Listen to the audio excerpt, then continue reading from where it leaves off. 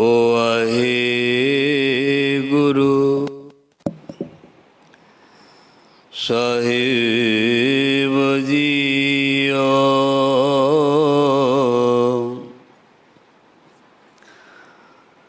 ਵਾਹਿਗੁਰੂ ਵਾਹਿਗੁਰੂ। ਕਈ ਕੋਟ ਭਏ ਅਭਿਮਾਨੀ, ਕਈ ਕੋਟ ਅੰਧ ਅਗਿਆਨੀ, ਕਈ ਕੋਟ ਕਿਰਪਨ ਕਠੋਰ, ਕਈ ਕੋਟ ਅਭਿਗ ਆਤਮ ਨਿਕੋਰ, ਕਈ ਕੋਟ ਪਰ ਦਰਬ ਕੋ ਹਿਰੈ,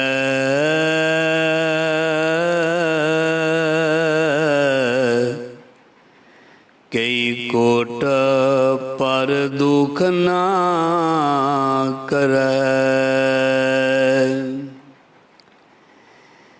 ਕਈ ਕੋਟ ਮਾਇਆ ਸ਼ਰਮ ਮਾਹੇ,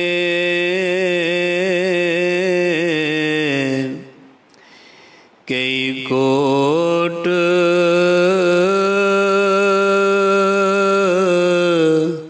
ਪਰਦੇਸ ਪਰਮਾਹੇ।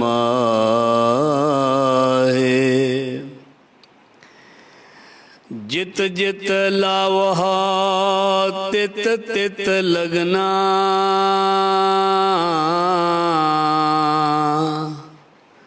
ਨਾਨਕ ਕਰਤੇ ਕੀ ਜਾਣੈ,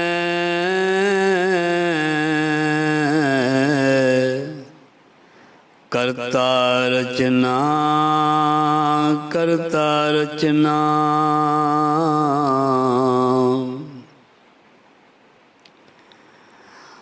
ਆਪੀਨੇ ਆਪ ਸਾਜਿਓ, ਆਪੀਨੇ ਰਚਿਓ ਨਾਉ, ਦੋਈ ਕੁਦਰਤ ਸਾਜੀਐ ਕਰ ਆਸਨ ਡਿਠੋ,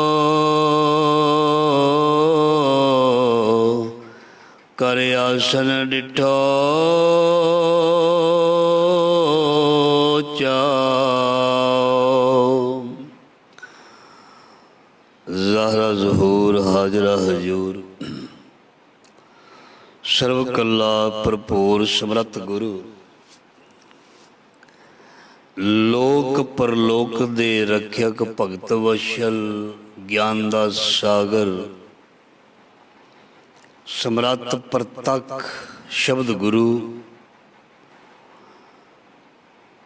ਗੁਰੂ ਪਾਤਸ਼ਾਹ ਦੀ ਪਿਆਰੀ ਜੋਤ, ਧੰਨ ਧੰਨ ਸ੍ਰੀ ਗੁਰੂ ਗ੍ਰੰਥ ਸਾਹਿਬ ਜੀ ਮਹਾਰਾਜ, ਸਤਿਗੁਰੂ ਜੀ ਦੀ ਪਾਵਨ ਪਵਿੱਤਰ ਗੋਦ ਹਜ਼ੂਰੀ ਦੇ ਵਿੱਚ ਗੁਰੂ ਸ਼ਬਦ ਦੇ ਨਾਲ ਜੁੜ ਬੈਠੀ ਜੁੜ ਰਹੀ ਸਾਧ ਸੰਗਤ ਦੀ ਧੰਨਤਾ ਦੇ ਯੋਗ ਅਸੀਂ ਸਾਰੇ ਹੀ ਵਡਭਾਗੇ ਹਾਂ। ਮਹਾਰਾਜ ਜੀ ਨੇ ਦਇਆ ਕੀਤੀ ਹੈ। ਅੰਮ੍ਰਿਤ ਵੇਲਾ ਸੱਚ ਨਾਉ ਵਡਿਆਈ ਵਿਚਾਰ, ਕਰਮੀ ਆਵੈ ਕੱਪੜਾ ਨਦਰੀ ਮੁਖ ਦੁਆਰ, ਜੀਵਨ ਬਖਸ਼ਿਆ ਔਰ ਜੀਵਨ ਨੂੰ ਸਫਲ ਕਰਨ ਦਾ ਸਮਾਂ ਬਖਸ਼ਿਆ। ਗੁਰੂ ਕਿਰਪਾ ਦੇ ਨਾਲ, ਗੁਰੂ ਬਖਸ਼ਿਸ਼ ਦੇ ਨਾਲ ਅਸੀਂ ਰੋਜ਼ਾਨਾ ਹੀ ਗੁਰੂ ਸ਼ਬਦ ਦੇ ਨਾਲ ਜੁੜਦੇ ਹਾਂ। ਗੁਰੂ ਸ਼ਬਦ ਦੀ ਵਿਚਾਰ ਸਰਵਣ ਕਰਕੇ ਆਪਣੇ ਜੀਵਨ ਨੂੰ ਸੰਵਾਰਦੇ ਹਾਂ, ਸਜਾਉਂਦੇ ਹਾਂ, ਸੋਹਣਾ ਬਣਾਉਂਦੇ ਹਾਂ ਔਰ ਗੁਰੂ ਦੀ ਕਿਰਪਾ ਦੇ ਪਾਤਰ ਬਣਦੇ ਹਾਂ। ਸ਼ਿੰਗਾਰਨ ਦੇ ਲਈ, ਸੋਹਣਾ ਬਣਨ ਦੇ ਲਈ ਮਹਾਰਾਜ ਜੀ ਕਹਿੰਦੇ ਨੇ ਉਸ ਵਸਤੂ ਨੂੰ ਅਰਪਣ ਕਰਨਾ ਪੈਂਦਾ। ਕਿਸੇ ਨੇ ਘਰ ਬਣਾਉਣਾ ਹੈ, ਘਰ ਨੂੰ ਸੋਹਣਾ ਬਣਾਉਣਾ ਹੈ, ਉਹਨਾਂ ਨੂੰ ਠੇਕੇਦਾਰਾਂ ਨੂੰ ਘਰ ਸੌਂਪਣਾ ਪੈਂਦਾ ਵੀ ਇਸ ਨੂੰ ਵਧੀਆ ਬਣਾ ਦਿਓ। ਘਰ ਦੇ ਵਿੱਚ ਅਨੇਕ ਤਰ੍ਹਾਂ ਦੇ ਕਾਰੀਗਰ ਕੰਮ ਕਰਦੇ ਨੇ, ਉਹਨਾਂ ਦੇ ਹਵਾਲੇ ਘਰ ਕਰ ਦਿੱਤਾ ਜਾਂਦਾ ਵੀ ਵਧੀਆ ਕੱਪ ਬੋਰਡ ਬਣਾ ਦਿਓ, ਅਲਮਾਰੀਆਂ ਬਣਾ ਦਿਓ। ਉਹਨਾਂ ਨੂੰ ਦੇ ਦਿੱਤਾ ਜਾਂਦਾ ਵੀ ਇਸ ਨੂੰ ਸੋਹਣਾ ਬਣਾ ਦਿਓ, ਇਸ ਨੂੰ ਸੰਵਾਰ ਦਿਓ। ਉਹ ਆਪਣੀ ਕਾਰਾਗਰੀ ਦੇ ਨਾਲ ਉਸ ਘਰ ਨੂੰ ਸੋਹਣਾ ਬਣਾ ਦਿੰਦੇ ਨੇ। ਕਾਰੀਗਰ ਲੋਕ ਸਾਡੇ ਘਰ ਦੇ ਵਿੱਚ ਜਦੋਂ ਆਉਂਦੇ ਨੇ, ਸਾਡਾ ਨਵਾਂ ਘਰ ਬਣਾਉਂਦੇ ਨੇ ਜਾਂ ਪੁਰਾਣੇ ਨੂੰ ਸਹੀ ਕਰਦੇ ਨੇ, ਉਹਨੂੰ ਬਹੁਤ ਸੋਹਣਾ ਬਣਾ ਦਿੰਦੇ ਨੇ। ਆਰਕੀਟੈਕਟ ਲੋਕ ਨਕਸ਼ੇ ਦੁਆਰਾ ਹੋਰ ਵੀ ਜ਼ਿਆਦਾ ਵਧੀਆ ਬਣਾ ਦਿੰਦੇ ਨੇ। ਮਤਲਬ ਸੋਹਣਾ ਬਣਾਉਣ ਦੇ ਲਈ, ਵਧੀਆ ਬਣਾਉਣ ਦੇ ਲਈ ਘਰ ਨੂੰ ਕਿਸੇ ਦੇ ਹਵਾਲੇ ਕਰਨਾ ਪਿਆ। ਸੋਹਣਾ ਬਣਾਉਣ ਦੇ ਲਈ ਘਰ ਨੂੰ ਕਿਸੇ ਦੇ ਹਵਾਲੇ ਕਰਨਾ ਪਿਆ। ਔਰ ਮਿਸਤਰੀ ਲੋਕ 2-2 4-4 ਮਹੀਨੇ 2-2 ਸਾਲ ਤੱਕ ਵੀ ਘਰ ਨੂੰ ਬਣਾਉਣ ਦੇ ਵਿੱਚ, ਸੋਹਣਾ ਬਣਾਉਣ ਦੇ ਵਿੱਚ, ਬਿਲਡਿੰਗਾਂ ਬਣਾਉਣ ਦੇ ਵਿੱਚ, ਪਾਰਕਾਂ ਬਣਾਉਣ ਦੇ ਵਿੱਚ ਜਾਂ ਘੁੰਮਣ ਫਿਰਨ ਵਾਲੀਆਂ ਜਗ੍ਹਾ ਬਣਾਉਣ ਦੇ ਵਿੱਚ ਕਾਰੀਗਰ ਲੋਕ ਲਾ ਦਿੰਦੇ ਹਨ, ਸੋਹਣਾ ਬਣਾਉਣ ਦੇ। ਹੁਣ ਆ ਗਈ ਸਾਡੀ ਮਨ ਦੀ ਗੱਲ, ਸਾਡੇ ਜੀਵਨ ਦੀ ਗੱਲ, ਸਾਡੀ ਸੋਚ ਦੀ ਗੱਲ। ਸਾਡੇ ਜੀਵਨ ਨੂੰ, ਮਨ ਨੂੰ, ਸੋਚ ਨੂੰ ਸੋਹਣਾ ਬਣਾਉਣ ਦੇ ਲਈ ਵੀ ਸਾਨੂੰ ਕੋਈ ਚੀਜ਼ ਹਵਾਲੇ ਕਰਨੀ ਪਏਗੀ, ਦੇਣੀ ਪਏਗੀ, ਅਰਪਣ ਕਰਨੀ ਪਏਗੀ। ਉਹ ਕਿਹੜੀ ਚੀਜ਼ ਹੈ? ਕਾਰੀਗਰ ਕੌਣ ਹੈ? ਸਾਡਾ ਗੁਰੂ ਨਾਨਕ, ਸਾਡਾ ਸਤਿਗੁਰੂ, ਸਾਡਾ ਪਰਮੇਸ਼ਰ ਰੱਬ ਵਾਹਿਗੁਰੂ। ਉਸ ਕਾਰੀਗਰ ਨੂੰ ਅਸੀਂ ਆਪਣੇ ਮਨ ਨੂੰ ਸੌਂਪਣਾ। ਮਨ ਅਰਪੋ ਤਨ ਰੱਖੋ ਆਗੇ, ਮਨ ਕੀ ਮਤ ਮੋਹਿ ਸਗਲ ਤਿਆਗੀ। ਬੜੀਆਂ ਉਦਾਹਰਨਾਂ ਤੁਸੀਂ ਰੋਜ਼ ਸਰਵਣ ਕਰਦੇ ਹੋ। ਕੋਈ ਵੀ ਚੀਜ਼ ਨੂੰ ਸੋਹਣੀ ਬਣਾਉਣਾ ਹੈ, ਅਸੀਂ ਸਾਡੇ ਘਰ ਲੱਕੜ ਪਈ ਹੈ, ਉਸ ਨੂੰ ਕਾਰਪੈਂਟਰ ਨੂੰ ਦੇ ਕੇ ਵਧੀਆ ਚੀਜ਼ਾਂ ਬਣਾ ਲੈਂਦੇ। ਘਰ ਕੱਪੜੇ ਲੀੜੇ ਪਏ ਨੇ ਸੋਹਣੇ, ਉਹਨਾਂ ਨੂੰ ਦੇ ਕੇ ਸੋਹਣੇ ਕੱਪੜੇ, ਡਰੈਸ ਬਣਾ ਲੈਂਦੇ ਆ। ਕੋਈ ਪੁਰਾਣੀਆਂ ਚੀਜ਼ਾਂ ਹੁੰਦੀਆਂ ਨੇ, ਉਹਨਾਂ ਨੂੰ ਵੀ ਜੋੜ ਕੇ ਕਾਰੀਗਰ ਤੋਂ ਕੁਝ ਸੋਹਣੀਆਂ ਵਸਤੂਆਂ ਬਣਾ ਲੈਂਦੇ ਆ। ਮਨ ਜਿਹੜਾ ਮਹਾਰਾਜ ਜੀ ਕਹਿੰਦੇ, ਇਸ ਨੂੰ ਸੁੰਦਰ ਬਣਾਉਣ ਦੇ ਲਈ ਇਹੋ ਮਨ ਸੁੰਦਰ ਹੈ ਆਪਣਾ। ਰੰਗ ਮਜੀਠੇ ਰੰਗ ਰੀ, ਹਰ ਰੰਗ ਮਜੀਠੇ ਰੰਗ ਰੀ। ਆਪਣੇ ਮਨ ਨੂੰ ਸੁੰਦਰ ਬਣਾਉਣ ਦੇ ਲਈ, ਆਪਣੇ ਮਨ ਨੂੰ ਸੋਹਣਾ ਬਣਾਉਣ ਦੇ ਲਈ ਅਸੀਂ ਇਸ ਨੂੰ ਗੁਰੂ ਦੇ ਹਵਾਲੇ ਕਰਨਾ। ਜਿਵੇਂ ਉਸਤਾਦ ਲੋਕਾਂ ਦੇ ਕੋਲ ਕਾਰੀਗਰ ਬਣਨ ਦੇ ਲਈ ਬੱਚਿਆਂ ਨੂੰ, ਨੌਜਵਾਨਾਂ ਨੂੰ ਛੱਡਿਆ ਜਾਂਦਾ ਸੀ। ਇਹਨੂੰ ਉਸਤਾਦ ਜੀ ਸੋਹਣਾ ਬਣਾ ਦਿਓ, ਮਤਲਬ ਇਹਨੂੰ ਕਾਰੀਗਰ ਬਣਾ ਦਿਓ, ਇਹਨੂੰ ਤਜਰਬੇਕਾਰ ਬਣਾ ਦਿਓ। ਔਰ ਆਪਣੇ ਬੱਚਿਆਂ ਨੂੰ ਕੁਝ ਸਿਖਾਉਣ ਦੇ ਲਈ, ਨੌਜਵਾਨਾਂ ਨੂੰ ਕੁਝ ਸਿੱਖਣ ਦੇ ਲਈ ਕਈ ਵਾਰ ਕਈ ਦਿਨ, ਕਈ ਸਾਲ ਉਸਤਾਦ ਲੋਕਾਂ ਦੇ ਕੋਲ ਜਾ ਕੇ ਕੁਝ ਨਾ ਕੁਝ ਸਿੱਖਣਾ ਪੈਂਦਾ ਸੀ। ਅੱਗੇ ਵੀ ਤੁਸੀਂ ਸਰਵਣ ਕੀਤਾ, ਪੁਰਾਣੇ ਸਮਿਆਂ ਦੇ ਵਿੱਚ ਕੋਈ ਵੀ ਕੰਮ ਸਿੱਖਣ ਦੇ ਲਈ ਕਈ ਸਾਲ ਉਸਤਾਦ ਲੋਕਾਂ ਦੀ ਬਹੁਤ ਜ਼ਿਆਦਾ ਸੇਵਾ ਕਰਨੀ ਪੈਂਦੀ ਸੀ। ਉਹਨਾਂ ਦੇ ਘਰ ਦੇ ਕੰਮ, ਪੱਠਾ ਦੱਥਾ, ਬੱਚਿਆਂ ਨੂੰ ਖਿਲਾਉਣ ਦੇ ਕੰਮ, ਆ ਸਾਰੀਆਂ ਚੀਜ਼ਾਂ ਜਿਹੜੀਆਂ ਘਰ ਦੇ ਸੌਦੇ ਲਿਆਉਣੇ, ਸਾਰੀਆਂ ਚੀਜ਼ਾਂ ਉਸਤਾਦ ਕੋਲੋਂ ਕੋਈ ਗੁਣ ਸਿੱਖਣ ਦੇ ਲਈ ਇਹ ਨੈਚੁਰਲੀ ਸੀ। ਇਹ ਚੀਜ਼ਾਂ ਕਰਵਾਉਂਦੇ ਸਨ ਜਾਂ ਕਰਨੀਆਂ ਚਾਹੀਦੀਆਂ ਵੀ ਹਨ। ਤੇ ਫਿਰ ਉਹਨਾਂ ਨੂੰ ਨੁਕਤੇ ਦਿੱਤੇ ਜਾਂਦੇ ਸੀ, ਉਹਨਾਂ ਨੂੰ ਕੁਝ ਸਿਖਾਇਆ ਜਾਂਦਾ ਸੀ, ਤਜਰਬਾ ਦਿੱਤਾ ਜਾਂਦਾ ਸੀ। ਮਤਲਬ ਉਹ ਆਪਣੇ ਆਪ ਨੂੰ ਕਿਸੇ ਦੇ ਹਵਾਲੇ ਕਰਦੇ ਸਨ। ਸੋ ਮਨ ਨੂੰ ਜੋ ਗੁਰੂ ਦੇ ਹਵਾਲੇ ਕਰਦਾ ਹੈ, ਮਨ ਨੂੰ ਮਹਾਰਾਜ ਜੀ ਕੀ ਕਰਦੇ ਨੇ? ਮਨ ਨੂੰ ਸੰਵਾਰਦੇ ਨੇ, ਮਨ ਨੂੰ ਘੜਦੇ ਨੇ, ਮਨ ਨੂੰ ਤਰਾਸ਼ਦੇ ਨੇ। ਔਰ ਜਿਹੜਾ ਮਨ ਮਰਜ਼ੀ ਕਰਦਾ, ਜਿਹੜਾ ਮਨ ਵਿਗੜਿਆ, ਇਸ ਮਨ ਨੂੰ ਸਿੱਧਾ ਕਰਦੇ ਨੇ, ਸਾਫ਼ ਕਰਦੇ ਨੇ। ਫਰੀਦਾ ਮਨ ਮੈਦਾਨ ਕਰ ਟੋਏ ਟਿੱਬੇ ਲਾਏ। ਇਸ ਟੇਢੇ ਮੇਢੇ ਮਨ ਨੂੰ ਸ਼ਬਦ ਦੀ ਚੋਟ ਦੇ ਨਾਲ ਸਿੱਧਾ ਕਰਦੇ ਨੇ। ਹਸਤੀ ਸਿਰ ਜਿਉ ਅੰਕਸ ਹੈ, ਐਰਨ ਜਿਉ ਸਿਰ ਦੇ। ਮਨ ਤਨ ਆਗਿਆ ਰਾਖ ਕੇ ਉਹ ਵੀ ਸੇਵ ਕਰੇ। ਇਹ ਗੁਰੂ ਨੂੰ ਮਨ ਜਦੋਂ ਦਿੱਤਾ ਜਾਂਦਾ ਤੇ ਗੁਰੂ ਇਸ ਮਨ ਨੂੰ ਬਹੁਤ ਚੰਗੀ ਤਰ੍ਹਾਂ ਵੇਖਦਾ ਹੈ। ਔਰ ਜੋ ਇਸ ਵਿੱਚ ਘਾਟ ਹੁੰਦੀ ਹੈ ਜਾਂ ਕਮੀ ਹੁੰਦੀ ਹੈ, ਗੁਰੂ ਪਾਤਸ਼ਾਹ ਉਸ ਨੂੰ ਦੂਰ ਕਰਦੇ ਨੇ, ਉਸ ਕਮੀ ਨੂੰ ਦੂਰ ਕਰਦੇ ਨੇ। ਔਰ ਫਿਰ ਸਾਡੇ ਮਨ ਨੂੰ ਇੰਨਾ ਕੁ ਸੋਹਣਾ ਸੁੰਦਰ ਬਣਾ ਦਿੰਦੇ ਨੇ ਵੀ ਮਨੁੱਖ ਜਿਹੜਾ ਹੈ ਪ੍ਰਸੰਨ ਹੋ ਜਾਂਦਾ, ਆਪਣੇ ਮਨ ਨੂੰ ਹੀ ਦੇਖ ਕੇ ਪ੍ਰਸੰਨ ਹੋ ਜਾਂਦਾ। ਜਿਵੇਂ ਕੋਈ ਆਪਣੇ ਆਪ ਨੂੰ ਸਜਾ ਕੇ, ਕੋਈ ਮੇਕਅਪ ਕਰਕੇ ਜਦੋਂ ਸ਼ੀਸ਼ੇ ਦੇ ਵਿੱਚ ਆਪਣਾ ਚਿਹਰਾ ਦੇਖਦਾ, ਉਹ ਖੁਸ਼ ਹੁੰਦਾ, ਮੈਂ ਸੋਹਣਾ, ਮੈਂ ਸੁੰਦਰ ਹਾਂ। ਕੋਈ ਸੋਹਣਾ ਡਰੈਸ ਪਾ ਕੇ ਵੱਡੇ ਸਾਰੇ ਸ਼ੀਸ਼ੇ ਦੇ ਵਿੱਚ ਆਪਣਾ ਸਾਰਾ ਸਰੀਰ ਦੇਖਦਾ, ਕਹਿੰਦਾ ਵੀ ਸੋਹਣੇ ਕੱਪੜੇ ਪਾਏ ਨੇ, ਡਰੈਸ ਪਾਇਆ, ਮੈਂ ਸੋਹਣਾ ਲੱਗਦਾ। ਬਸ ਮਨ ਨੂੰ ਵੀ ਮਹਾਰਾਜ ਜੀ ਕਿਹੜੀ ਪੁਸ਼ਾਕ ਦਿੰਦੇ ਨੇ, ਕਿਹੜਾ ਡਰੈਸ ਦਿੰਦੇ ਨੇ, ਬਹੁਤ ਬਹੁਤ ਪਿਆਰੇ ਗੁਣ ਦਿੰਦੇ ਨੇ। ਇਸ ਨੂੰ ਸੋਹਣਾ ਬਣਾ ਕੇ ਸਜਾ ਕੇ ਇਸ ਨੂੰ ਸਾਡੇ ਹਵਾਲੇ ਕਰ ਦਿੰਦੇ ਨੇ, ਲੈ ਬਈ ਇਸ ਨੂੰ ਸੁੰਦਰ ਬਣਾ ਦਿੱਤਾ, ਹੁਣ ਸੰਭਾਲ ਕੇ ਰੱਖੀ। ਸੁੰਦਰ ਬਣਾ ਦਿੱਤਾ, ਘਰ ਨੂੰ ਸੁੰਦਰ ਬਣਾ ਦਿੱਤਾ, ਕੱਪੜੇ ਨੂੰ ਸੁੰਦਰ ਬਣਾ ਦਿੱਤਾ, ਗਹਿਣਾ ਸੁੰਦਰ ਬਣਾ ਦਿੱਤਾ। ਹੁਣ ਉਸ ਨੂੰ ਸਾਂਭ ਕੇ ਕਿਸ ਨੇ ਰੱਖਣਾ? ਮਾਲਕ ਨੇ।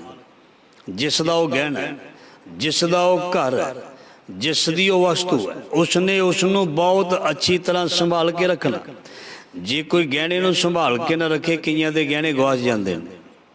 ਜੇ ਕੋਈ ਘਰ ਨੂੰ ਸੰਭਾਲ ਕੇ ਨਾ ਰੱਖੇ ਤੇ ਘਰ ਜਿਹੜੇ ਨੇ ਉਹ ਬਹੁਤ ਭੈੜੇ ਬਣ ਜਾਂਦੇ ਨੇ, ਬਾਹਰੋਂ ਵੀ ਤੇ ਅੰਦਰੋਂ ਵੀ।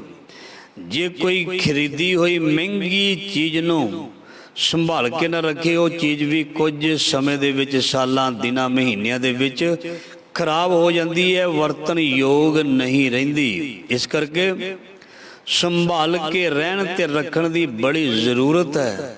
ਗੁਰੂ ਮਹਾਰਾਜ ਜੀ ਕਹਿੰਦੇ ਆਪਣੇ ਮਨ ਨੂੰ ਵੀ ਤੈਨੂੰ ਹੁਣ ਬਹੁਤ ਸੋਹਣਾ ਬਣਾ ਕੇ ਦਿੱਤਾ। ਮਤਲਬ ਜਦੋਂ ਅਸੀਂ ਸ਼ਬਦ ਸੁਣਦੇ ਹਾਂ, ਗੁਰੂ ਦੀ ਕੀਰਤੀ ਸੁਣਦੇ ਹਾਂ, ਸਾਡਾ ਮਨ ਬਹੁਤ ਸੁੰਦਰ ਸੋਹਣਾ ਬਣਦਾ। ਤੇ ਸੋਹਣੇ ਮਨ ਨੂੰ ਮਹਾਰਾਜ ਜੀ ਕਹਿੰਦੇ ਹੁਣ ਇਸੇ ਤਰ੍ਹਾਂ ਹੀ ਸੋਹਣਾ ਬਣਾ ਕੇ ਰੱਖੀ, ਇਸ ਨੂੰ ਵਿਗਾੜੀ ਨਾ, ਕਿਸੇ ਦੇ ਮਗਰ ਲੱਗ ਕੇ ਇਸ ਨੂੰ ਵਿਗਾੜੀ ਨਾ। ਜੋ ਗੁਰੂ ਨੇ ਸੋਹਣਾਪਣ ਦਿੱਤਾ ਹੋਰ ਕੋਈ ਦੁਨੀਆ ਦਾ ਬੰਦਾ ਦੇ ਨਹੀਂ ਸਕਦਾ। ਇਸ ਕਰਕੇ ਜਿਨ ਤੂੰ ਸਾਜ ਸਵਾਰ ਸਿਗਾਰਿਆ, ਗਰਭ ਅਗਨ ਮਹਿ ਜਿਨੇ ਉਬਾਰਿਆ। ਚਲੋ ਇਹਦੇ ਨਾਲ ਇੱਕ ਹੋਰ ਵਿਚਾਰ ਜੋੜ ਦਿੰਦੇ ਹਾਂ। ਕਈ ਆਪਣੇ ਆਪ ਨੂੰ ਸੋਹਣਾ ਬਣਾਉਣ ਦੇ ਲਈ ਬਹੁਤ ਕੁਝ ਕਰਦੇ ਨੇ, ਬਹੁਤ ਬਾਹਰੀ ਚੀਜ਼ਾਂ ਇਸਤੇਮਾਲ ਕਰਦੇ ਨੇ। ਜੋ ਕੁਦਰਤ ਨੇ ਸੁਹੱਪਣ ਦਿੱਤਾ ਹੈ ਨਾ, ਨੈਚੁਰਲੀ, ਉਹਦੇ ਵਰਗੀ ਸੁੰਦਰਤਾ ਕੋਈ ਵੀ ਨਹੀਂ। ਜਿਹੜਾ ਆਰਟੀਫਿਸ਼ਲ ਚੀਜ਼ਾਂ ਦੇ ਨਾਲ ਆਪਣੇ ਆਪ ਨੂੰ ਸੋਹਣਾ ਬਣ ਕੇ ਦਿਸਣਾ ਚਾਹੁੰਦਾ, ਉਹਦਾ ਸੁਹੱਪਣ ਕੁਝ ਦਿਨਾਂ ਦਾ ਹੁੰਦਾ।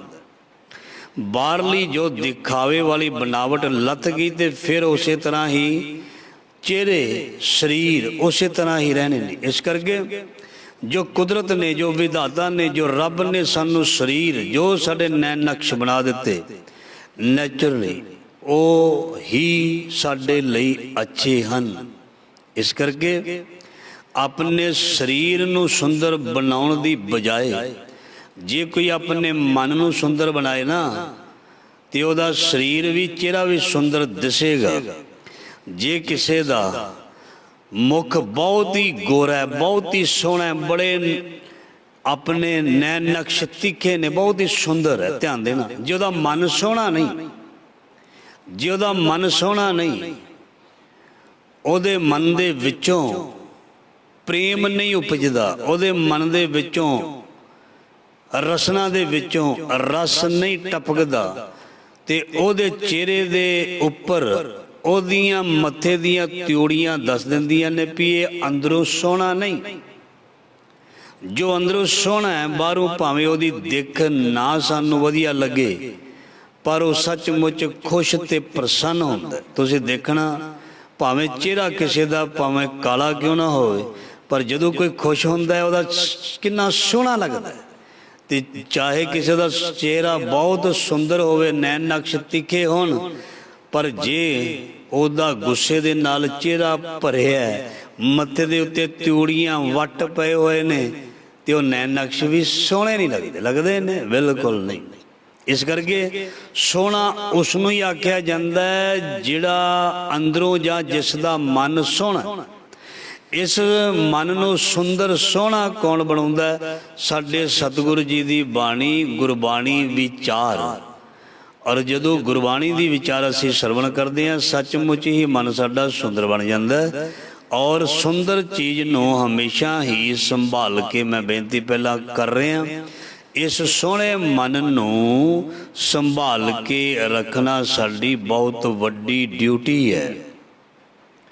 गुरु ने सानू सोहना बना के भेजिया। जिवें एक बच्चे नूं ना छोटे बच्चे नूं माँ सोहना बनाउंदी है नवाउंदी है सोहणे कपड़े पवाउंदी है जूड़ा करदी है सिर ते उसनूं सोहना बना देंदी है। फिर जे बच्चा बाहर जांदा है अपने आप नूं मिट्टी दे विच खेल के भज के दौड़ के ते सारे कपड़े लीड़े खराब करके अपना जोड़ा खोल के घर नूं आ जाए उहनूं चंगा नहीं लगदा। वो कहंदी मैं तैनूं किन्ना समा ला के तैनूं नवाया धोया सोहना बनाया तू अपने आप नूं फिर खराब करके आ गया उहनूं चंगा नहीं लगदा। बस इसे तरह गुरु महाराज जी ने सानू बहुत सुंदर देही दिती है बहुत सुंदर बुद्धि मन दिता है और इसनूं इसे तरह बरकरार रखना। महाराज जी कहते खराब नहीं करना नहीं तो मैनू भी दुख होएगा तू बिगड़ेगा तेरा मन बिगड़ेगा तो मैनू भी महाराज जी कहते दुख होएगा। इसलिए तू अपने मन नूं अपने तन नूं सुंदर बना के रखना है। ते सुंदर जदों मन तेरा होएगा तो सुंदर मन दे विच वाहिगुरु भी प्रवेश करेगा वाहिगुरु भी प्रगट होएगा। सोहनी चीज़ दे विचों ही ध्यान देना चंगे पौधे दे विचों ही बूर निकलदा है पत्ते निकलदे ने फल निकलदे हन रस निकलदा है। जिहड़ा पौधा बूटा सुक जाए जिहड़ा पौधा बूटा बीमारी नाल मर जाए लग जाए उसनूं फल भी नहीं लगदा। वधिया ते की लगना लगदा ही नहीं। कई बार जे लग भी जाए वो प्रफुल्लित नहीं हुंदा सही नहीं हुंदा। इस करके इस मन नूं इस तन नूं इस दिल दिमाग नूं सब नूं संभालण दी बहुत ज़रूरत है। ये गुरु महाराज जी अपनी पवित्र बाणी दे विच सानू बहुत ही प्यारे प्रमाण दे के समझाउंदे ने। आओ लड़ीवार शब्द की जो विचार है गुरु महाराज जी मेहर करन वो असीं श्रवण करनी है। शब्द दीयां पंक्तियां आप जी ने श्रवण कर लईयां दोबारा रिपीट। सतगुरु पातशाह जी फरमान करते ने कई कोट भय अभिमानी कई कोट अंध अज्ञानी। जिवें कल भी तुसीं श्रवण कीता सी इस संसार दे विच अनेकां तरह के जीव ने जो मुनकर भी ने रब तो और अनेकां तरह के ऐसे जीव ने जो परमात्मा नूं बहुत ज़्यादा मनदे ने जां प्यार करते हैं जो बहुत ज़्यादा मनते हैं या प्यार करते हैं। सो जीव सारे परमात्मा दे ने। ये वखरी गल है कोई रब नूं मन रहा है कोई नहीं मन रहा है कोई परमात्मा नूं मन रहा है कोई नहीं मन रहा है पर है असीं सारे परमात्मा दे बंदे चाहे करोड़ां की गिनती विच होईए चाहे अरबां की गिनती विच होईए। अवल अल्लाह नूर उपाया कुदरत के सब बंदे एक नूर ते सब जग उपजया कौन भले को मंदे। असी सारे उस परमात्मा वाहिगुरु दे बच्चे हाँ जां औलाद हाँ। सो इस करके जे नहीं मनते तो साडी अपनी सोच है जे मनते हाँ ਤੇ ਇਹ ਵੀ ਸਾਡੀ ਸੋਚ ਹੀ ਹੈ। ਪਰ ਸਾਡੀ ਸੋਚ ਇਹ ਹੋਣੀ ਚਾਹੀਦੀ ਹੈ ਵੀ ਨਿਰੰਕਾਰ ਪਰਮੇਸ਼ਰ ਹੈ, God is one, his name is true, ਔਰ ਹਰ ਜਗ੍ਹਾ ਮੌਜੂਦ ਹੈ ਪ੍ਰਮਾਤਮਾ। ਇਸ ਲਈ ਉਸ ਪ੍ਰਮਾਤਮਾ ਦੀ ਹੋਂਦ ਤੋਂ ਮੁਨਕਰ ਹੋਣਾ ਬਦਕਿਸਮਤੀ ਹੈ। ਪ੍ਰਮਾਤਮਾ ਦੀ ਹੋਂਦ ਤੋਂ ਮੁਨਕਰ ਹੋਣਾ ਮਾੜੇ ਕਰਮਾਂ ਦੀ ਨਿਸ਼ਾਨੀ ਹੈ। ਕਦੀ ਵੀ ਪ੍ਰਮਾਤਮਾ ਦੀ ਹੋਂਦ ਤੋਂ ਕਦੀ ਵੀ ਸਾਨੂੰ ਮੁਨਕਰ ਨਹੀਂ ਹੋਣਾ ਚਾਹੀਦਾ, ਕਿਉਂਕਿ ਅਸੀਂ ਆਪਣਾ ਘਰ ਬਣਾ ਕੇ ਦੁਨੀਆ ਨੂੰ ਕਹਿੰਦੇ ਹਾਂ ਅਸੀਂ ਕਿੰਨਾ ਸੋਹਣਾ ਮਿਹਨਤ ਨਾਲ ਘਰ ਬਣਾਇਆ। ਜਿਸ ਨੇ ਐਡੀ ਵੱਡੀ ਦੁਨੀਆ ਬਣਾਈ, ਪਰਬਤ ਬਣਾਏ, ਝੀਲਾਂ, ਨਹਿਰਾਂ, ਨਦੀਆਂ, ਦਰਿਆ, ਸਾਗਰ, ਸਮੁੰਦਰ, ਧਰਤੀ, ਆਕਾਸ਼, ਤਾਰੇ, ਚੰਦ, ਸੂਰਜ, ਸਭ ਕੁਝ ਬਣਾਇਆ, ਕੀ ਉਹ ਕਰਤਾ ਕੋਈ ਹੋਏਗਾ ਨਹੀਂ? ਅਸੀਂ ਦਾਅਵਾ ਕਰਦੇ ਹਾਂ ਸਭ ਕੁਝ ਅਸੀਂ ਕੀਤਾ, ਮਿਹਨਤ ਕਰਕੇ ਅਸੀਂ ਇੰਨੇ ਕਿੱਲੇ ਬਣਾਏ, ਇੰਨੀਆਂ ਪੈਲੀਆਂ ਬਣਾਈਆਂ, ਖੇਤ ਬਣਾਏ, ਪ੍ਰੋਪਰਟੀ ਬਣਾਈ, ਸਾਰਿਆਂ ਨੂੰ ਦੱਸ ਦਿੰਦੇ ਹਾਂ ਇੰਨੀ ਮਿਹਨਤ ਨਾਲ ਇੰਨੇ ਲੱਖਾਂ ਨਾਲ ਘਰ ਬਣਾਇਆ, ਫੈਕਟਰੀ ਬਣਾਈ। ਤੇ ਜੇ ਅਸੀਂ ਇਹ ਦਾਅਵਾ ਕਰਦੇ ਹਾਂ ਤੇ ਸਾਨੂੰ ਬਣਾਉਣ ਵਾਲਾ, ਇਸ ਧਰਤੀ, ਇਸ ਸਾਰੇ ਬ੍ਰਹਿਮੰਡ ਨੂੰ ਬਣਾਉਣ ਵਾਲਾ ਵੀ ਕਰਤਾ ਪੁਰਖ ਪਰਮੇਸ਼ਰ ਹੈ। ਮੰਨ ਲੈਣਾ ਚਾਹੀਦਾ, ਮੰਨਣਾ ਚਾਹੀਦਾ, ਬਹੁਤ ਜ਼ਰੂਰੀ ਹੈ। ਸੋ ਗੁਰੂ ਮਹਾਰਾਜ ਜੀ ਫਰਮਾਨ ਕਰ ਰਹੇ, ਕਈ ਕੋਟ ਭਏ ਅਭਿਮਾਨੀ। ਇਸ ਸੰਸਾਰ ਦੇ ਵਿੱਚ ਬਹੁਤ ਲੋਕ ਐਸੇ ਹਨ ਜਿਹੜੇ ਅਹੰਕਾਰ ਦੇ ਨਾਲ ਭਰੇ ਹੋਏ ਹਨ। ਕਿਸੇ ਦੇ ਵਿੱਚ ਬਹੁਤਾ ਹੈ, ਕਿਸੇ ਦੇ ਵਿੱਚ ਥੋੜ੍ਹਾ ਹੈ, ਕਿਸੇ ਦੇ ਵਿੱਚ ਬਿਲਕੁਲ ਨਹੀਂ। ਉਹਦੀ ਅਵਸਥਾ ਜਾਂ ਇੰਝ ਕਹਿ ਲਈਓ ਜਿਹੜਾ ਰੱਬ ਵਰਗਾ ਬਣ ਜਾਂਦਾ ਉਹਦੇ ਲਈ ਕਹਿ ਸਕਦੇ ਹਾਂ ਵੀ ਉਹਦੇ ਵਿੱਚ ਨਹੀਂ ਤੇ ਸੂਖਮ ਰੂਪ ਦੇ ਵਿੱਚ ਅਹੰਕਾਰ ਜਿਹੜਾ ਸਭ ਦੇ ਵਿੱਚ ਹੈ, ਭਾਵੇਂ ਬਹੁਤ ਘੱਟ ਹੋਵੇ, ਹੁੰਦਾ ਜ਼ਰੂਰ ਹੈ। ਇਹਦੇ ਤੋਂ ਬਗੈਰ ਕੋਈ ਹੈ ਨਹੀਂ।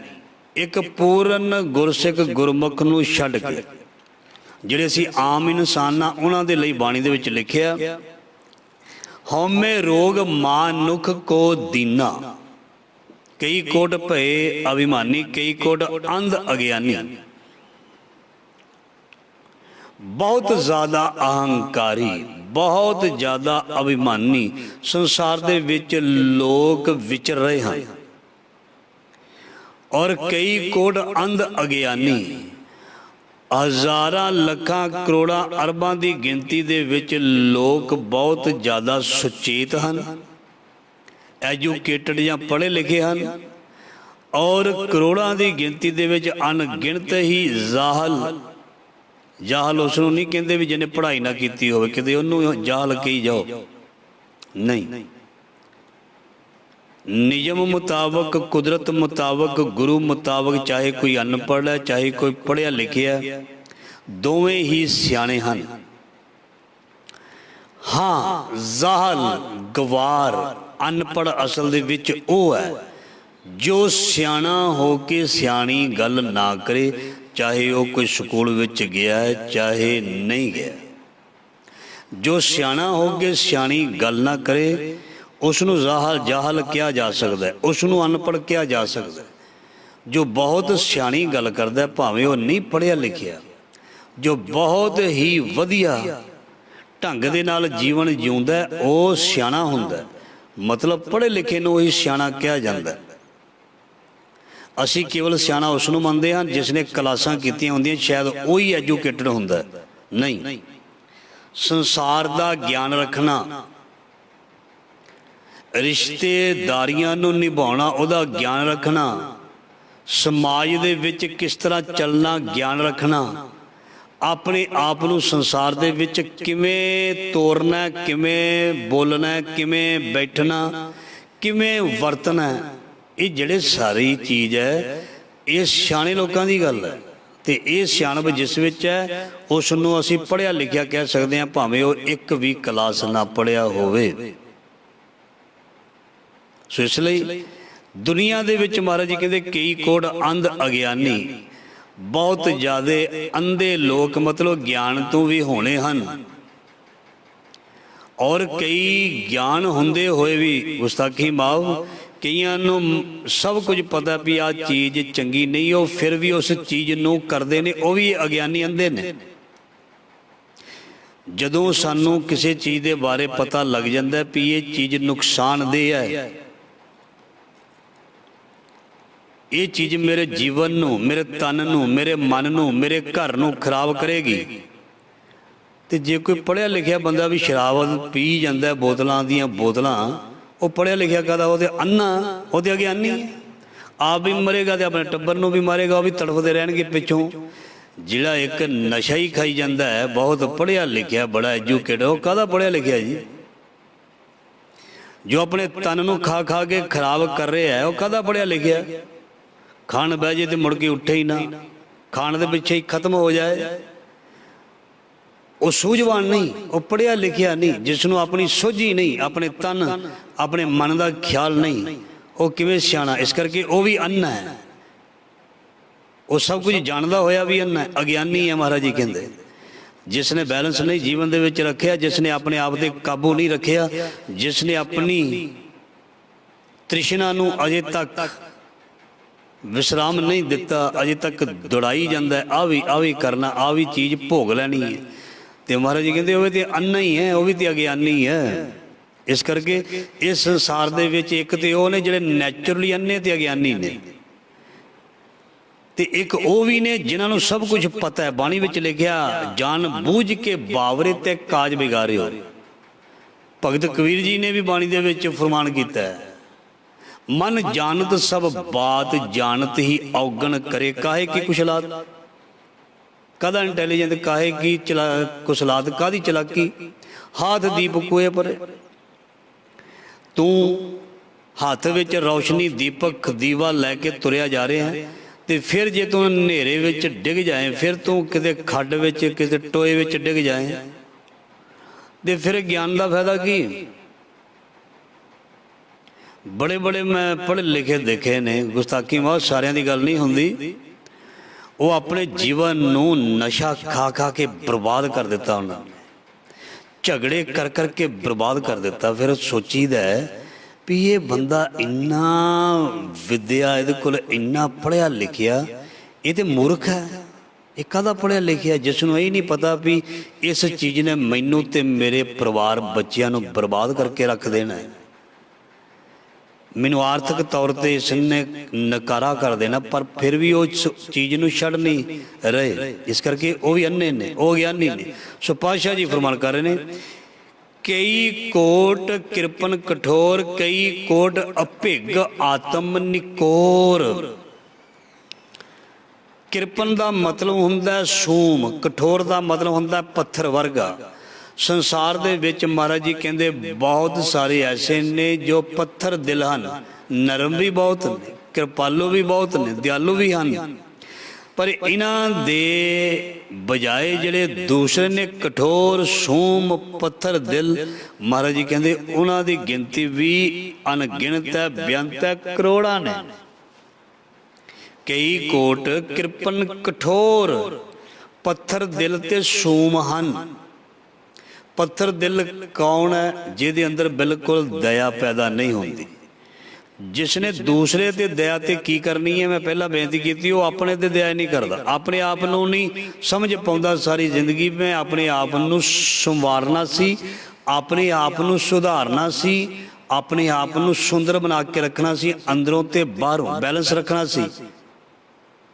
ਇਸ ਕਰਕੇ ਉਹ ਕਠੋਰ ਲੋਕ ਆਪਣੇ ਆਪ ਨੂੰ ਸਮਝ ਨਾ ਸਕੇ, ਕਿਸੇ ਨੂੰ ਉਹਨਾਂ ਨੇ ਕੀ ਸਮਝਣਾ ਸੀ, ਔਰ ਐਸੇ ਸੂਮ ਸੀ। ਕੇਵਲ ਮਾਇਆ ਵੱਲੋਂ ਬੰਦਾ ਜਿਹੜਾ ਕੰਜੂਸੀ ਕਰਦਾ ਉਹਨੂੰ ਸੂਮ ਨਹੀਂ ਕਹਿੰਦੇ, ਧਿਆਨ ਦੇਣਾ। ਅਸੀਂ ਆਮ ਕਰਕੇ ਜਦੋਂ ਸੂਮ ਲਫ਼ਜ਼ ਆਉਂਦਾ ਅਸੀਂ ਉਹਨਾਂ ਲਈ ਵਰਤ ਲੈਂਦੇ ਹਾਂ ਵੀ ਜਿਹੜਾ ਧਨ ਨਹੀਂ ਖਰਚਦਾ, ਪੈਸੇ ਨੂੰ ਆਪਣੇ ਕੋਲ ਸਾਂਭ ਕੇ ਰੱਖਦਾ ਔਰ ਬਿਲਕੁਲ ਉਸ ਨੂੰ ਖਰਚਣਾ ਨਹੀਂ ਚਾਹੁੰਦਾ, ਉਹਨੂੰ ਸੂਮ ਹੈ। ਕਿਸੇ ਬੰਦੇ ਕੋਲ ਗਿਆਨ ਦਾ ਭੰਡਾਰ ਹੈ, ਧਿਆਨ ਦੇਣਾ। ਕਿਸੇ ਬੰਦੇ ਕੋਲ ਬਹੁਤ ਬਰਕਤਾਂ ਨੇ, ਕਿਸੇ ਬੰਦੇ ਕੋਲ ਬਹੁਤ ਪਾਵਰ ਹੈ ਹਰ ਤਰ੍ਹਾਂ ਦੀ। ਉਸ ਪਾਵਰ ਨੂੰ, ਉਸ ਨੁਕਤੇ ਨੂੰ, ਉਸ ਗਿਆਨ ਨੂੰ, ਉਸ ਵਿਦਵਤਾ ਨੂੰ ਉਹ ਸ਼ੇਅਰ ਨਹੀਂ ਕਰਦਾ, ਉਹ ਵੰਡਦਾ ਨਹੀਂ, ਉਹ ਵੀ ਸੂਮ ਹੈ। कला सूम उसनूं नहीं कहना भी जिहड़ा पैसे नहीं खर्चदा बाणी, क्योंकि बाणी का इशारा एक बंदे वाल नहीं है, एक तरफा नहीं है, बहुत तरफा है। इस करके गुरु महाराज जी फरमान कर रहे हैं, इस संसार दे विच करोड़ां ही लोग कठोर ते सूम हन जो रब दी दित्ती हुई बख्शिश जां दात नूं शेयर नहीं करते, जो रब दी दित्ती हुई बख्शिश जां दात नूं शेयर नहीं करते, महाराज जी कहंदे वो भी असल दे विच सूम हन। जिवें कोई किसी बंदे कोलों सलाह लैण जांदा है, वो कहंदा असीं मुफ्त सलाह क्यों दईए, उहनूं सूम दी कैटागरी विच आख्या जांदा है, वो भी सूम ही है। मतलब जिहड़ी भी चीज़ किसी कोलों कोई कीमती होवे, वो कीमती चीज़ जिहड़ी है कहे भी मल मार के बह जाए तो मेरी है, जिवें पैसे नूं कहंदा बंदा भी है मेरा है। इसे तरह गुण बंदे विच अपने आप नहीं आए, ये गुण रब दी दात हुंदे ने, किसी भी तरह का गुण जी उस गुण नूं बंदा कहंदा भी, कई कहंदा भी मैं सारी, कोई बंदा गुणवान हुंदा, कई बार उस्ताद लोग हुंदे ने, वो कई बार कहंदे ने विरले भी असीं आ गुण अगे किसी नूं सिखाउणा ही नहीं, देना ही नहीं, ते उन्हां लोकां दी कैटागरी भी सूमां वाली है।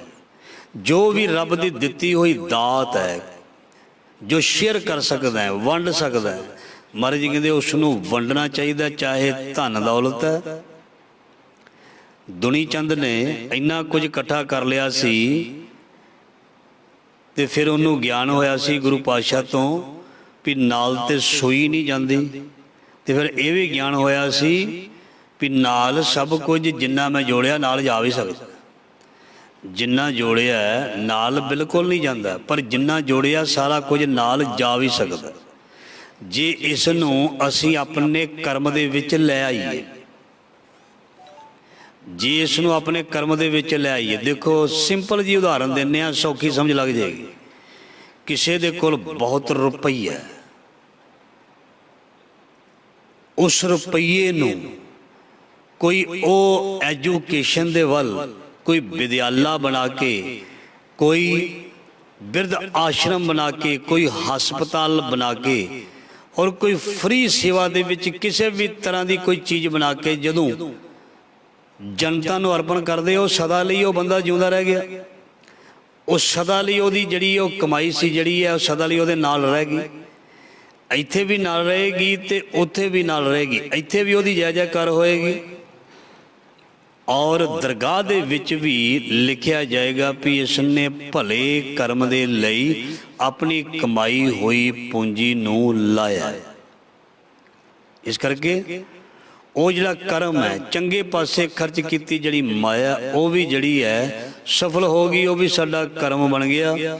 इस तरह कोई भी गुण है जो उसनूं भी असीं शेयर कर दिता, फिर असीं सूम नहीं रहे, असीं कंजूस नहीं रहे, ते गुरु महाराज जी की बख्शिश कृपा दे पात्र बन गए। रब खुश नहीं हुंदा, माया पता किहदे कोल आउंदी है, जिहदे ते खुश होवे। आ जिहड़ी असीं दुनियावी माया ही वरतदे हां, पैसा धन पता किहदे कोल जांदी है, जिस ते खुश होवे। जिहड़ा किसी चीज़ नूं बंदी बना के रख लवे, कैद करके रख लवे, वो चीज़ उहदे कोल जांदी नहीं, उहनूं पता लग जांदा भी ये ते बंदा कैद करके रखण वाला है। तुसीं सचमुच देख लैना, जे किसी नूं आदत नहीं पैसे खर्च करन दी, माड़े पासे नहीं करने, उसनूं खर्च करना शुरू कर दईए, रब जरूर दिंदा, होर दिंदा।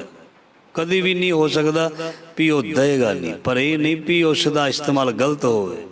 जिथे जरूरत उत्थे जरूर उसनूं खर्चना, होर मतलब कदरदान बन के कदर करनी है। किसी भी चीज़ के रूप दे विच कोई भी वस्तु है, उसनूं जदों असीं कदर करांगे, वो वस्तु साडी कदर करेगी, साडे कोल वो नैचुरली कुदरती आएगी। क्योंकि बाणी विच क्लीयर कीता, माया दासी भगतां की, क्यों वो इसका इस्तेमाल बहुत वधिया करते हैं, अच्छा करते हैं, चंगे पासे करते हैं, तो जो इसनूं बन के रखता है उस वालों चीज़ नहीं जाती। इसलिए गुरु महाराज जी फरमान कर रहे हैं, कई कोट कृपन कठोर, कई कोट अभिग आत्म निकोर। निकोर का मतलब लिखा कोरे, देखो बाणी दे विच कोई गल छड्डी नहीं महाराज जी ने जिहदे बारे सानू ज्ञान ना करवाया होवे। महाराज जी कहंदे कोरे लोग, अंदरों कोरे लोग। हुण कोरा जदों शब्द आउंदा है ना, कोरा लफज जे असी इनू वधिया तरीके दे नाल सरवण करिए तो बड़ा समा लग जाएगा, पर शॉर्ट दे विच साडे लई कोरा बंदा कौन है ते गुरबाणी मुताबक कोरा कौन है असी महाराज तो पुछ लैंदे हां। गुरु ने सानू बुद्धि देनी है तो बुद्धि दे विचों सानू ज्ञान देना। सानू कोरा बंदा लगदा है ये ते मैनू बुलाउंदा नहीं, ध्यान देना, ये ते मेरे कोल आउंदा नहीं, ये ते खर्च करदा नहीं, ये ते आ काम करदा नहीं, ये ते गल दा जवाब इस तरह दे दिंदा है। क्योंकि वो सच जो किसी को सुनाया जाए उसनूं लगता तो बड़ा बंदा कोरा जे है, उसने गलत नूं गलत कह देना, सच नूं सच कह देना। कईयां दी सोच मुताबक ये लोग कोरे ने, उन्होंने कोरे कहा जाता भी तू बड़ा ही कोरा, बड़ा ही एकदम तू मूँह दे विचों बोल देना, जवाब दे देना। साडे लिए कोरापन। पर गुरबाणी मुताबक कोरे किहड़े ने? कोरे कौन ने? नाम तो ही ने, सच तो ही ने, सच नूं छड्ड के झूठ दा साथ देण वाले, अपनी वडियाई दे लई हथ पैर मारन वाले, और कोई गल ना होवे बात दा बतंगड़ बनाउण वाले, चंगे बंदे नूं बुरा कहण वाले, किसी दी गल नूं आप ना सुन वाले ते अपनियां सुनाउण वाले, अपनी वडियाई ते दूजे दी निंदिया दी खिच रखण वाले, सुन वाले। बाणी दे मुताबक उन्होंने कोरे किया, वो ने कोरे। इस करके एक कोरे का लफज होर भी है, कोरे का मतलब होर एक लफज बड़ा प्यारा है, क्योंकि एक शब्द का एक अर्थ नहीं होंदा कोरा। जिद्दां असीं कहदे हां कोरा कागज, साफ, ये भी कोरे कोरे शब्द का अर्थ है। एक तो कोरा लफज जिहड़ा है किसी की परसनैलिटी नूं खराब करदा है, ते एक कोरा लफज जे उहदा अर्थ असीं करिए भी वो तो बहुत साफ है, कोरा कागज है, फिर इहदा अर्थ ये आ जाना। सो महाराज जी कहते इस संसार दे विच बहुत लोग ऐसे ने जिहड़े अभिग आत्म निकोर, कई कोट अभिग आत्म निकोर, मतलब भी अंदरों जिहड़े ने बड़े कठोर ने, पसीजदे नहीं, जिन्हां दे अंदर तरस नहीं आउंदा, उन्होंने भी कह सकते हैं असीं कोरे। जिहड़े अंदरों कदे भी निमरता विच नहीं आउंदे, निमाणे नहीं होंदे, अंदरों दयालता उन्हां दे अंदर पैदा नहीं होंदी, अंदरों हमेशा कठोर रहिंदे ने, जिहड़े जिद नहीं छड्डदे। ध्यान देना, जो जिद नहीं छड्डदा वो चाहे मैं होवां चाहे तुसीं होवो, कोरे है।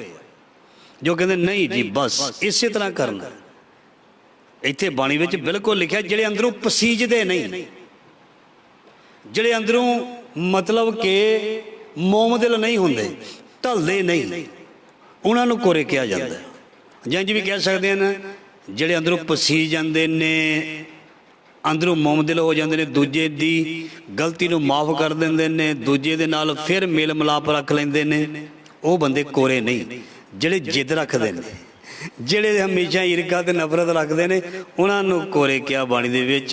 सो कई कोट पर दरब को हिरा, दुनिया दे विच ऐसे लोग ने जिन्हां दी अख दूसरे दे तन और धन ते हमेशा रहिंदी है। कई कोट पर दरब को हिरा, हिरे दा मतलब चराउणा, दरब दा मतलब धन, माया। वो धन के रूप दे भी हो सकती है, धन के रूप दे भी हो सकती है। कई कोट पर दरब को हिरे, कई कोट पर दुख ना करे, दुख करना, ध्यान देना, हिरख करना। कई संसार दे विच अनेक लोग ऐसे ने, गुरु महाराज जी फरमान करते हैं, जो दूसरे दे तन ते धन ते हमेशा अपनी नज़र टकाए रखते हैं भी इहदा धन मैं लै लवां। ਇਸ ਦੀ ਆਹ ਚੀਜ਼ ਨੂੰ ਮੈਂ ਪ੍ਰਾਪਤ ਕਰ ਲਵਾਂ। ਮਤਲਬ ਦੂਸਰੇ ਤੇ ਅੱਖ ਰੱਖਣੀ ਗਲਤ ਨਜ਼ਰੀਏ ਦੇ ਨਾਲ। ਇੱਦਾਂ ਦੀ ਦੁਨੀਆ ਬਹੁਤ ਹੈ। ਕਈ ਕੋਟ ਪਰ ਦੁੱਖ ਨਾ ਕਰੇ। ਬਹੁਤ ਦੁਨੀਆ ਐਸੀ ਹੈ ਜੋ ਕਿਸੇ ਦੀ ਚੜ੍ਹਦੀ ਕਲਾ ਨੂੰ ਦੇਖ ਕੇ ਦੁੱਖ ਕਰਦੀ ਹੈ। ਮੈਂ ਮਿਹਨਤ ਕੀਤੀ ਨਹੀਂ, ਸੁੱਤਾ ਰਹਿਣਾ ਮੈਂ, ਤੇ ਦੂਸਰਾ ਵਿਚਾਰਾ ਦਿਨ ਰਾਤ ਮਿਹਨਤ ਕਰਦਾ, ਉਹਦੀ ਤੇ ਚੜ੍ਹਦੀ ਕਲਾ ਹੋਣੀ ਹੈ। ਉਦੋਂ ਮੈਂ ਅੱਗੇ ਲక్ష్ਮੀ ਤੇ ਪੱਖੇ ਅੱਗੇ ਪਾਉਣ ਨੇ ਆਉਣਾ ਹੀ ਆਉਣਾ। ਮੈਂ ਹੁਣ ਕਹੀ ਜਾਵਾਂ, ਲੈ ਜੀ ਕੱਖ ਨਹੀਂ ਸੀ ਇਹਨਾਂ ਦੇ ਕੋਲ, ਇੰਨਾ ਕੁਛ ਪਤਾ ਨਹੀਂ ਕਿੱਥੋਂ ਲੁੱਟ ਲੁੱਟ ਕੇ ਇਕੱਠਾ ਕਰ ਲਿਆ। ਵੀ ਤੂੰ ਵੀ ਲੁੱਟ ਲੈ, ਤੈਨੂੰ ਕਿਸੇ ਨੇ ਕਿਹੜਾ ਡੱਕਿਆ ਸੀ। ਜੇ ਕੋਈ ਵਧ ਗਿਆ ਤੇ ਭਾਈ ਉਹ ਆਪਣੀ ਮਿਹਨਤ ਨਾਲ ਵਧਿਆ ਹੋਏਗਾ, ਤੇ ਤੂੰ ਨਹੀਂ ਵਧਿਆ ਤੇ ਤੂੰ ਉਦਮ ਨਹੀਂ ਕੀਤਾ ਹੋਏਗਾ, ਤੂੰ ਨਹੀਂ ਮਿਹਨਤ ਕੀਤੀ ਹੋਏਗੀ, ਤੂੰ ਨਹੀਂ ਸੋਚ ਵਰਤੀ ਹੋਏਗੀ ਆਪਣੀ। ਕੋਈ ਮਿਹਨਤ ਕਰਕੇ ਅੱਗੇ ਚਲਾ ਗਿਆ ਤੇ ਉਹਨੂੰ ਦੇਖ ਕੇ ਦੁੱਖ ਕਿਉਂ ਕਰਦਾ ਹੈ? ਬਾਣੀ ਵਿੱਚ ਲਿਖਿਆ, ਕਈ ਕੋਟ ਪਰ ਦੁੱਖ ਨਾ ਕਰੇ।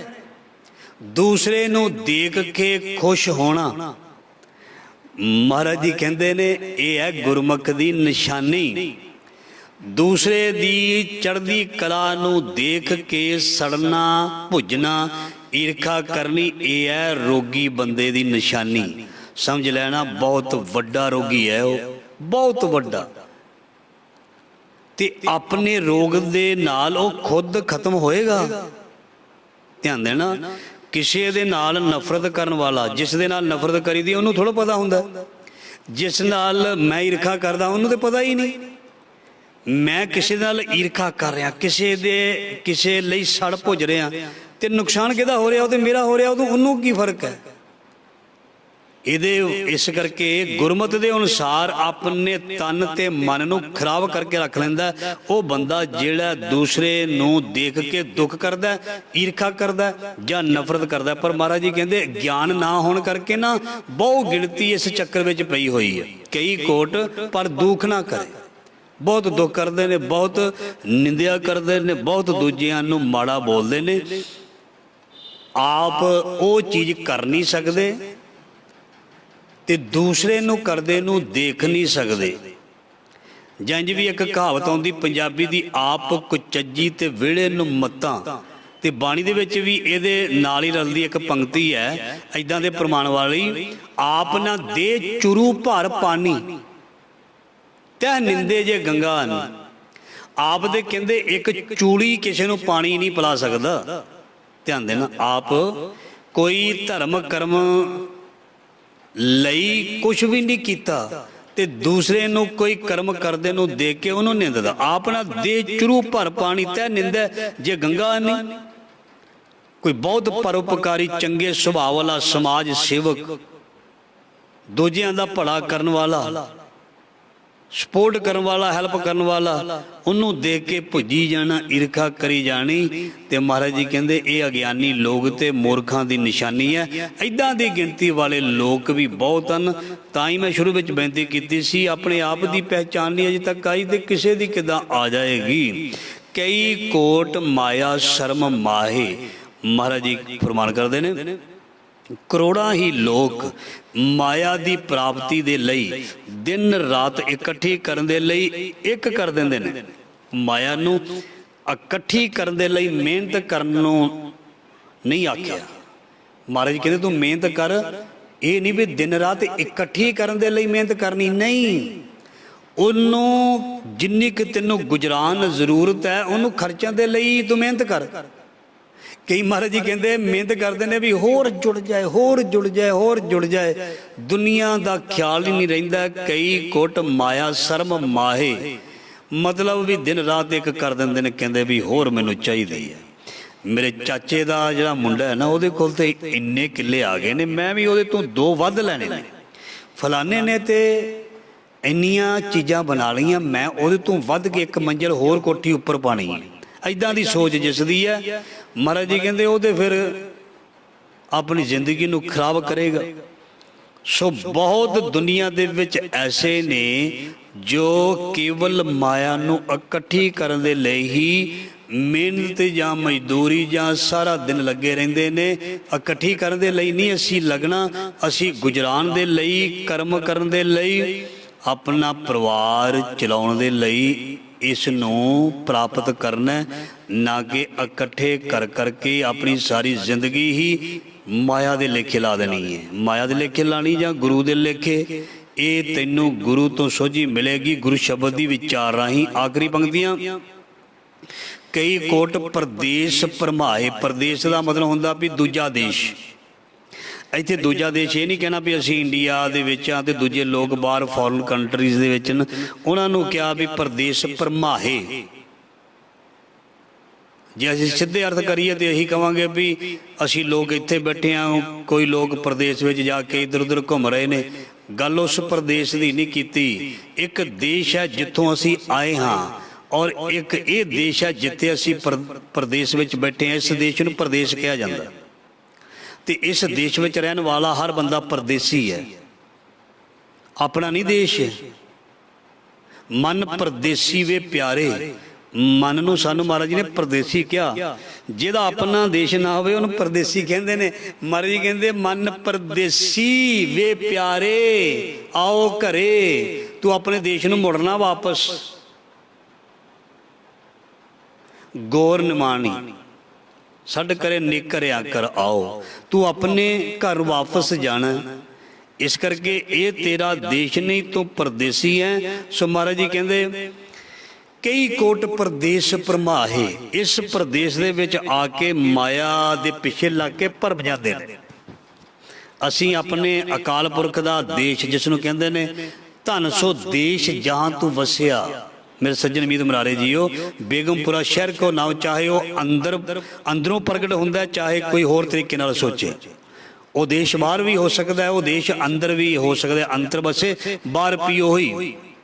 ਸੋ ਅਸੀਂ ਇਸ ਦੇਸ਼ ਵਿੱਚ ਪਰਦੇਸੀ ਹਾਂ ਤੇ ਅਸੀਂ ਮਹਾਰਾਜ ਜੀ ਕਹਿੰਦੇ ਇਸ ਪ੍ਰਦੇਸ਼ ਵਿੱਚ ਭਰਮੇ ਗਏ। ਕਈ ਕੋਟ ਪ੍ਰਦੇਸ਼ ਭਰਮਾਏ, ਕਈ ਕੋਟ ਮਾਇਆ ਸਰਮਾਏ।